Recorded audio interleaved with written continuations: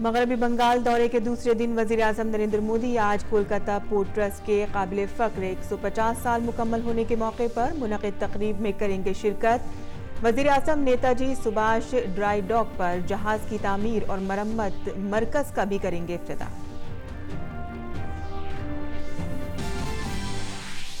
स्वामी विवेकानंद के यौम पैदाइश के मौके पर मुल्क आज मना रहा है national youth day. वजीर-ए-आजम Belur Math में एक तकरीब में हुए शामिल। कर्नाटक आज स्कूल और कॉलेजों में विवेकानंद नौजवान सलाहियत साजी मरकज का करेंगे इफ्तिताह।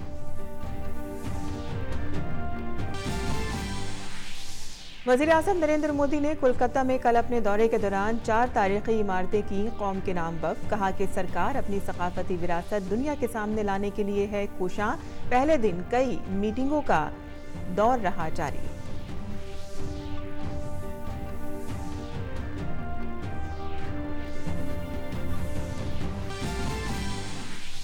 बहरिया के लिए मुल्क में तैयार किया गया हल्का जंगी तैयारा सनीचर को तैयारा बरदार बेड़ा INS विक्रमादित्य पर कामयाबी के साथ उतरा। इस तैयारे को DRDO ने किया है तैयार।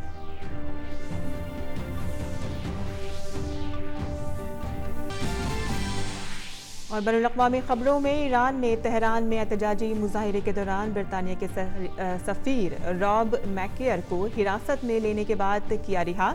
बरतानिया और अमेरिका ने इसे बताया कि बैनुल-अक़वामी क़वानीन की खिलाफ वर्जी।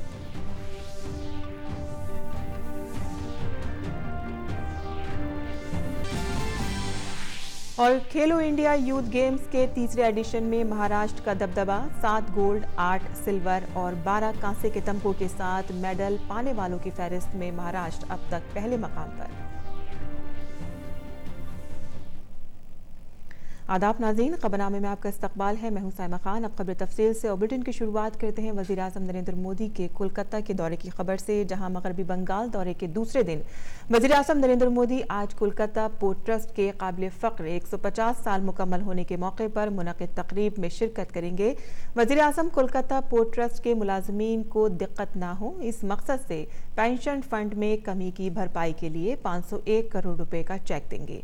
वज़ीर-ए-आज़म कोलकाता पोर्ट ट्रस्ट के सबसे सीनियर सुबुकदोश मुलाजिम नगीना भगत, जिनकी उम्र 105 साल है, और नरेश चंद्र चक्रवर्ती, जिनकी उम्र 100 साल है, को नवाजेंगे। वज़ीर-ए-आज़म नेताजी सुभाष ड्राई डॉक पर जहाज की तामीर और मरम्मत मरकज का भी इफ्तिताह करेंगे। सामान की बाहसन खूबी नकलो हमल के लिए पोर्ट में फुल रैक हैंडलिंग की सहूलत का भी इफ्तिताह किया जाएगा। वज़ीर-ए-आज़म हल्दिया डॉक अहाते में बर्थ नंबर 3 में मशीनों के चलने वाले मरकज और एक मुजव्वज़ा रिवर फ्रंट तरक्याती प्रोजेक्ट का भी इफ्तिताह करेंगे। वज़ीर-ए-आज़म फ़रोग़ हुनरमंदी मरकज का भी इफ्तिताह करेंगे। और स्वामी विवेकानंद के यौम पैदाइश के मौके पर मुल्क आज नेशनल यूथ डे मना रहा है। इस मौके पर वज़ीर-ए-आज़म बेलूर मठ में मुनक़िद तकरीब में शरीक हुए और वहाँ राम कृष्ण मंदिर में पूजा की।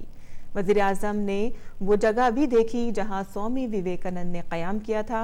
यहीं स्वामी विवेकानंद ने रामकृष्ण मिशन कायम किया था। वज़ीर-ए-आज़म ने यहाँ भी स्वामी जी को ख़िराज अक़ीदत पेश किया। वज़ीर-ए-आज़म ने वहाँ विवेकानंद जी पर संतों की तकरीरें सुनी।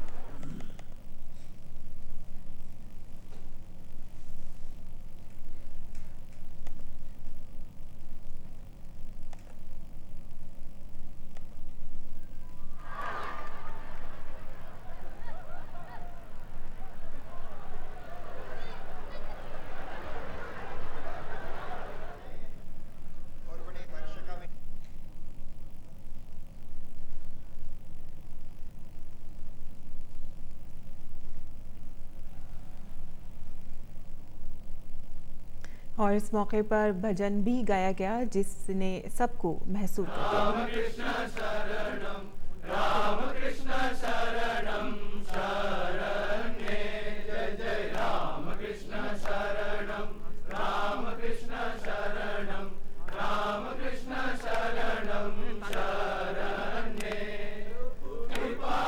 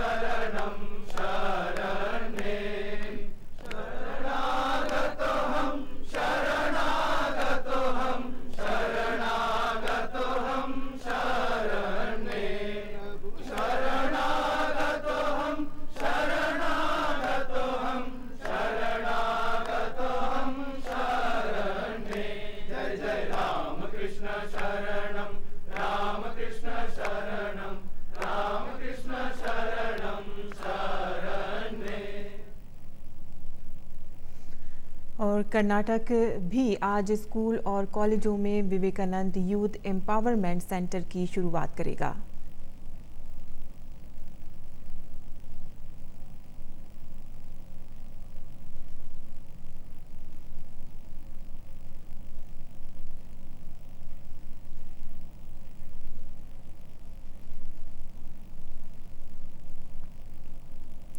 और आइए सुनते हैं इस मौके पर वज़ीर-ए-आज़म नरेंद्र मोदी ने बेलूर मठ में अपने खिताब में क्या कहा।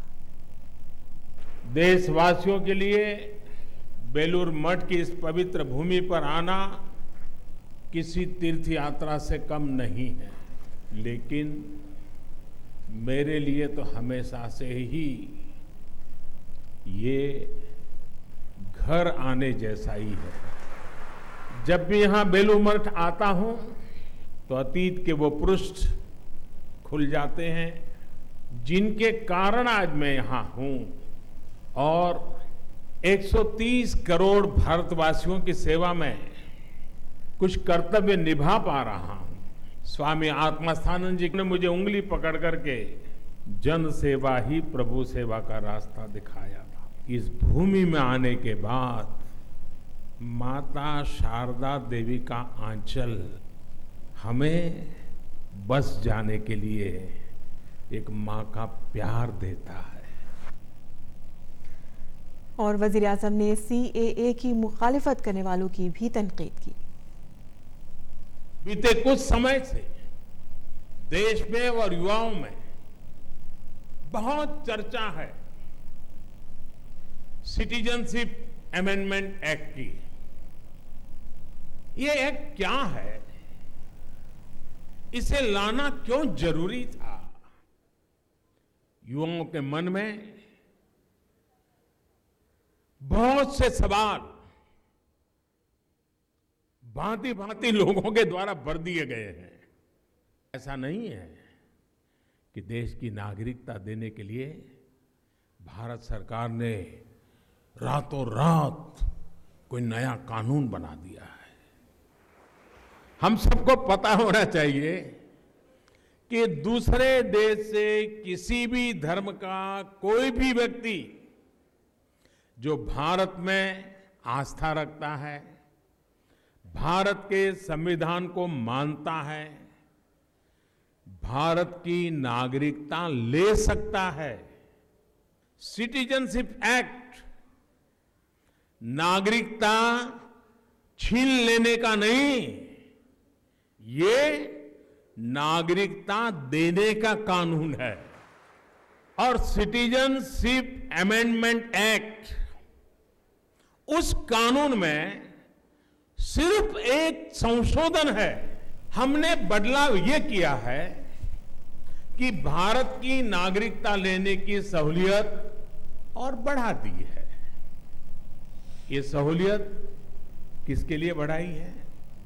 उन लोगों के लिए जिन पर बंटवारे के बाद बने पाकिस्तान में उनकी धार्मिक आस्था की वजह से अत्याचार हुआ, जुल्म हुआ। इतनी स्पष्टता के बावजूद कुछ लोग अपने राजनीतिक कारणों से सिटीजनशिप अमेंडमेंट एक्ट को लेकर लगातार भ्रम फैला रहे हैं। मुझे खुशी है कि आज का युवा ही ऐसे लोगों का भ्रम भी दूर कर रहा है। और तो और पाकिस्तान में जिस तरह दूसरे धर्मों के लोगों पर अत्याचार होता है, उसे लेकर भी दुनिया भर में आवाज हमारा युवा ही उठा रहा है। और ये बात भी साफ है कि नागरिकता कानून में हम ये संशोधन न लाते तो न ये विवाद छिड़ता और न ये विवाद छिड़ता तो दुनिया को भी पता न चलता कि पाकिस्तान में माइनॉरिटीज पर कैसे कैसे जुल्म हुए हैं, कैसे मानवाधिकार का हनन हुआ, कैसे बहन बेटियों की जिंदगी को बर्बाद किया गया। ये हमारे इनिशिएटिव का परिणाम है कि अब पाकिस्तान को जवाब देना पड़ेगा कि 70 साल में आपने वहां पर माइनॉरिटी के साथ ये जुल्म क्यों किया। और सदर जमहूरिया रामनाथ कोविंद ने स्वामी विवेकानंद को उनके यौम पैदाइश पर खराज अकीदत पेश किया। सदर ने एक ट्वीट में कहा है कि कई नस्लों बिलखुसूस नौजवानों के लिए बाइस तहरीक इस अजीम स्कॉलर, संत और नजरिया साज की याद में हम नौजवानों का कौमी दिन मनाते हैं। दुआ है कि विवेकानंद की हयात व खिदमात हमें मुस्तकबिल में भी तहरीक देती रहें।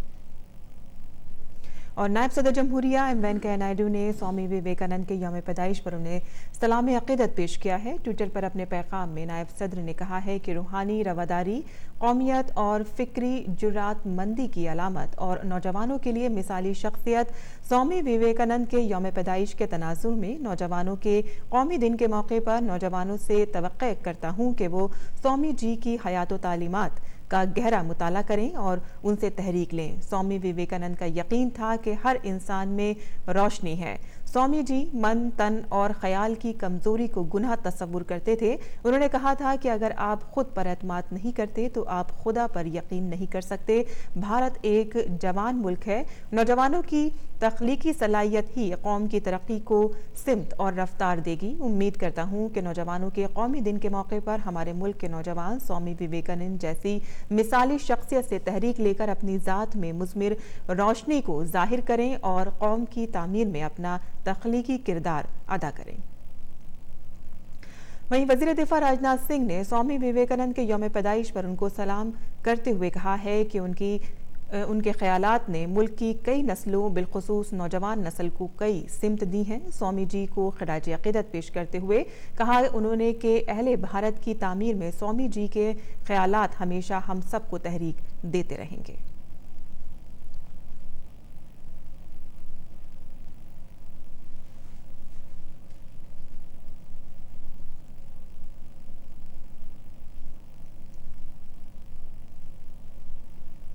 और स्वामी विवेकानंद के यौम पैदाइश पर उड़ीसा के पुरी के साहिली समंदर पर एक शख्स ने रेत से विवेकानंद की तस्वीर बनाकर उन्हें खराज अकीदत पेश किया है और नौजवानों को अमन का पैगाम दिया है।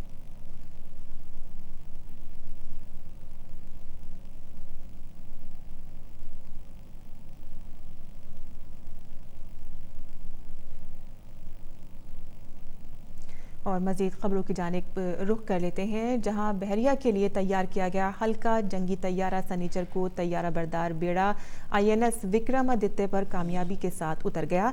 जंगी तैयारों को तैयार करने की सिमत में ये एक बड़ी कामयाबी है। इसकी तैयारी के कामयाब तजर्बे ने भारत को उन चुनिंदा ममालिक में शामिल कर दिया है जो बेड़े पर उतरने वाले जंगी तैयारों को तैयार कर सकते हैं। इस तैयारे को DRDO ने तैयार किया है। DRDO के मुताबिक बहरिया के इस तैयारे को मुतादिद तजर्बात के बाद कम्बोडोर जयदीप मावलंकर ने INS विक्रमादित्य पर कामयाब लैंडिंग की।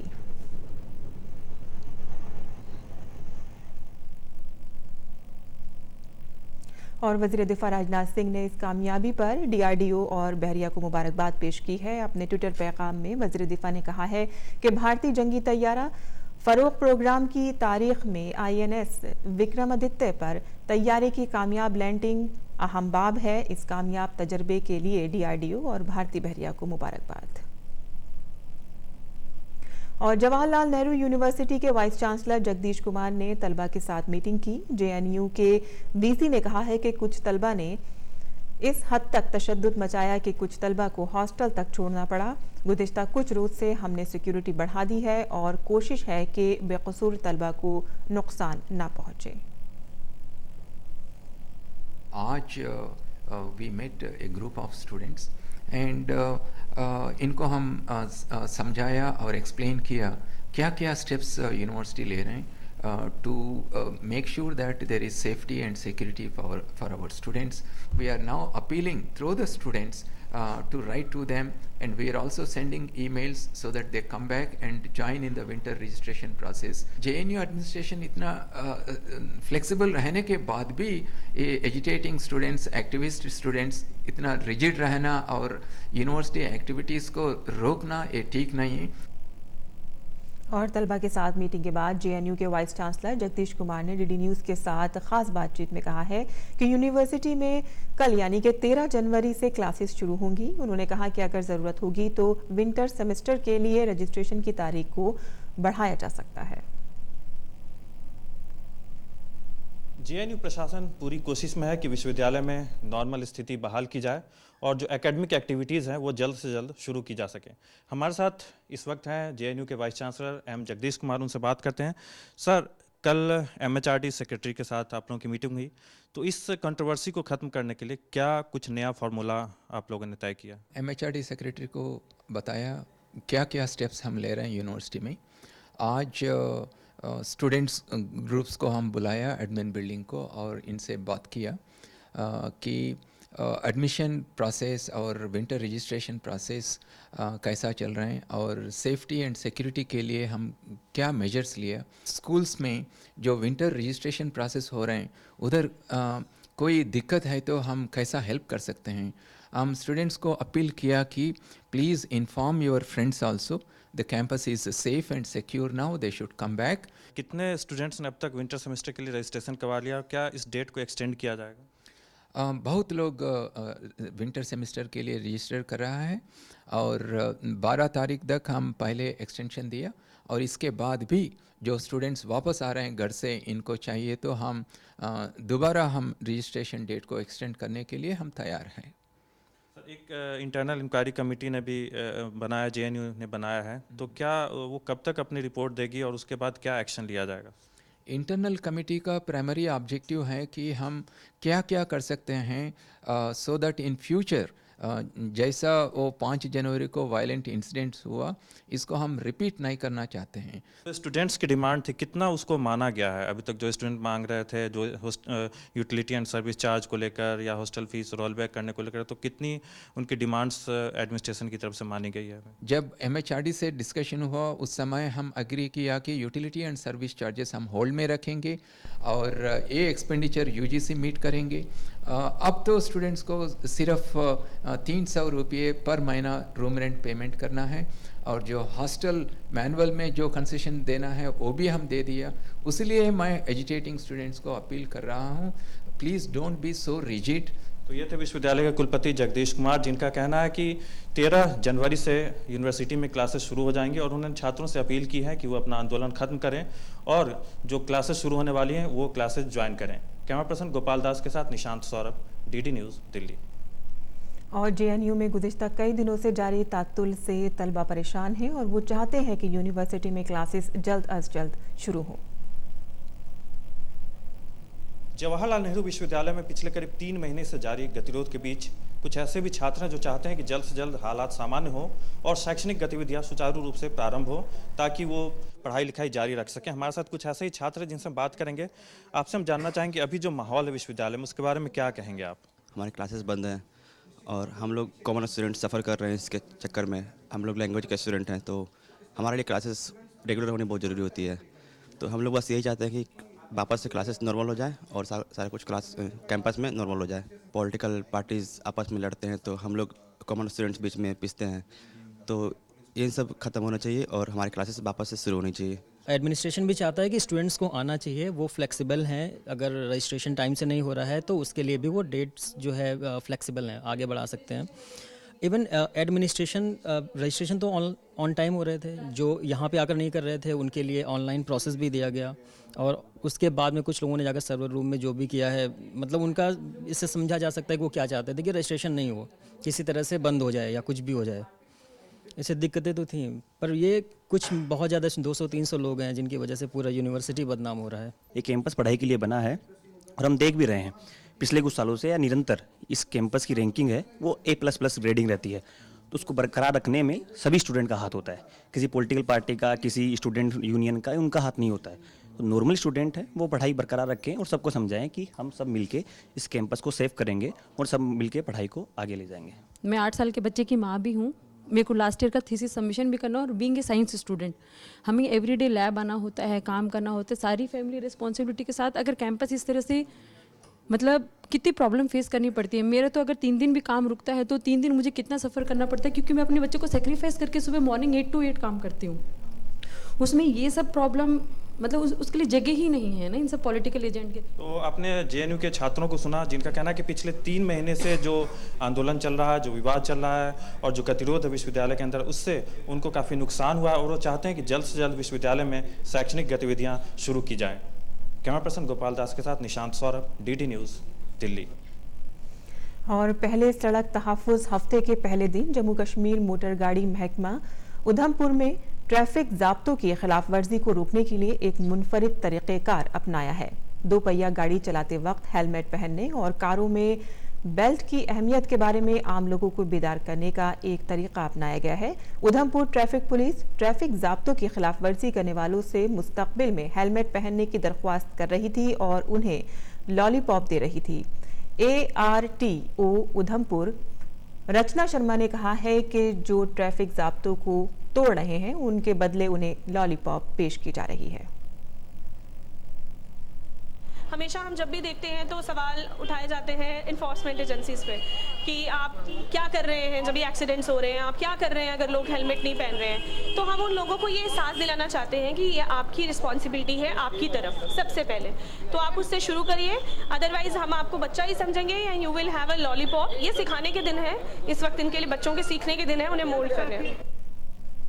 और नजर डाल लेते हैं बैनुल-अक़वामी खबरों की तरफ, जहां ईरान ने तेहरान में एहतजाजी मुजाहिरे के दौरान बरतानिया के सफ़ीर रॉब मेयरकर को हिरासत में ले लिया। एक न्यूज़ एजेंसी के मुताबिक मुजाहिरे के दौरान मेयरकर को रॉब को जब हिरासत में लिया गया वो मुबैना तौर पर तेहरान के अमीर कबीर यूनिवर्सिटी के सामने मौजूद थे। कुछ घंटों के बाद ईरान की वजारत ख़ारजा के ज़रिए सॉलिसी की कोशिश के बाद मैकेयर को रिहा कर दिया गया। बरतानिया और अमेरिका ने इस गिरफ्तारी को बैनुल-अक़वामी क़वानीन की खिलाफ वर्जी करार दिया है। काबिल ज़िक्र है कि कासिम सुलेमानी की मौत के बाद बरतानिया ने ईरान और इराक़ में अपने सिफारत खानों में मुलाजमीन की तादाद कम कर दी है।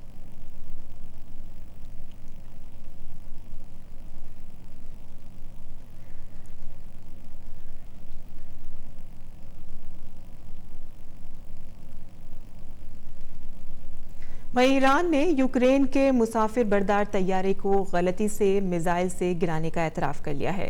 ईरान के पासदाराने इनकलाब के commander brigadier general Amir Ali Hajizadeh ने अपनी भूल का एतराफ़ करते हुए कहा है कि जब मुझे तैयारे को मार गिराए जाने की बात मालूम हुई तो मेरा मन हुआ कि काश मैं मर गया होता ताकि इस अफसोसनाक वाक़े का गवाह न बनता।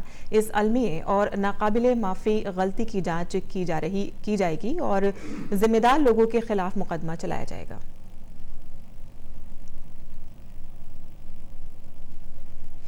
वहीं ताइवान में हफ्ते को होने वाले सदारती इंतखाबात में सदर साई इंग-वेन ने कामयाबी हासिल कर ली है। सरकारी मीडिया के मुताबिक उन्होंने 58% से ज़्यादा वोट हासिल किए हैं।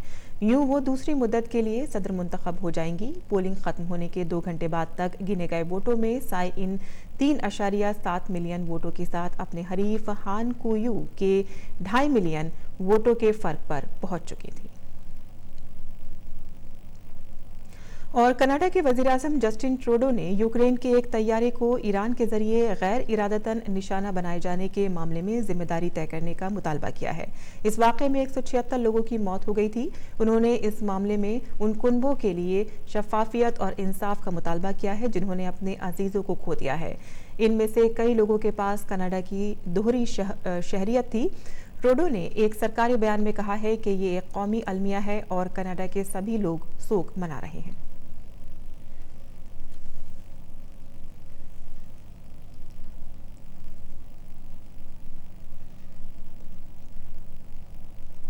यूनान में पनाह गुज़ीनों से भरी एक कश्ती आयुनन समंदर में डूब गई, जिससे 12 अफराद की मौत हो गई। तलाश और बचाव मुहिम जारी है। इस हादसे में 20 से ज्यादा लोगों को बचा लिया गया है। तकरीबन 50 लोगों के साथ इटली जा रही ये कश्ती जजीरा पाक्सी के करीब डूब गई। हालिया बरसों में बहराए रोम को पार करने की कोशिश में हजारों तारकीन वतन और पनाहगज़ीनों की जानें जा चुकी हैं। और अमेरिका में जबरदस्त तूफान से कम 4 लोग मारे गए हैं। ये तूफान मुल्क के पूरे जुनूबी खत्ते में आया है। वहां तेज हवाएं चल रही हैं और मूसलाधार बारिश हो रही है। लुसियाना के शरीफ दफ्तर के ने बताया है कि आग बुझाने वाले अमले को एक मुनहदिम मकान के करीब से एक बुजुर्ग जोड़े की लाशें मिली हैं। इसके अलावा पेड़ गिरने से एक शख्स मारा गया है। जुम्मे की रात टेक्सास में एक कार के डलास में एक खाई में गिरने से एक शख्स मारा गया था। इस तूफान से मैसूरी, ओक्लाहोमा और अरकनसास में कई घरों को जबरदस्त नुकसान हुआ है। ताहम तूफान से किसी के जख्मी होने की खबर नहीं है। इलाके में दूर दूर तक पेड़ और बिजली के खंभे गिरे पड़े हैं। और खेल की खबरों में खेलो इंडिया यूथ गेम्स के तीसरे एडिशन में महाराष्ट्र का दबदबा कायम है। खेलो इंडिया गेम्स में पिछली बार सबसे ज्यादा मेडल जीतने वाले महाराष्ट्र ने इस बार भी शानदार शुरुआत की है और 27 मेडल हासिल किए हैं, जिसमें 7 गोल्ड, 8 सिल्वर और 12 कांसे के तमगों के साथ मेडल पाने वालों की फहरिस्त में महाराष्ट्र पहले मकाम पर रहा है। उसे सोने और चांदी के तमाम मेडल जिम्नास्टिक में मिले हैं। सोने के 4 तमगों के साथ उत्तर प्रदेश दूसरे मकाम पर है। मध्य प्रदेश ने 2 गोल्ड समेत 7 मेडल जीते हैं। गुजरात को 1 गोल्ड मिला है।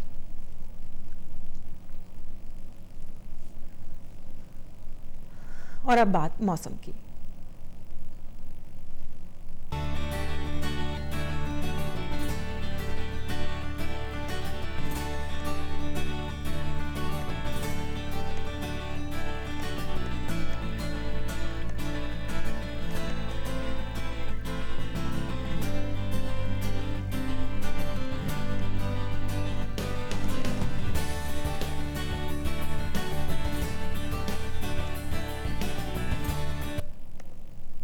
और इसी के साथ ही खबरनामा खत्म पजीर होता है। इजाजत दीजिए। आदाब।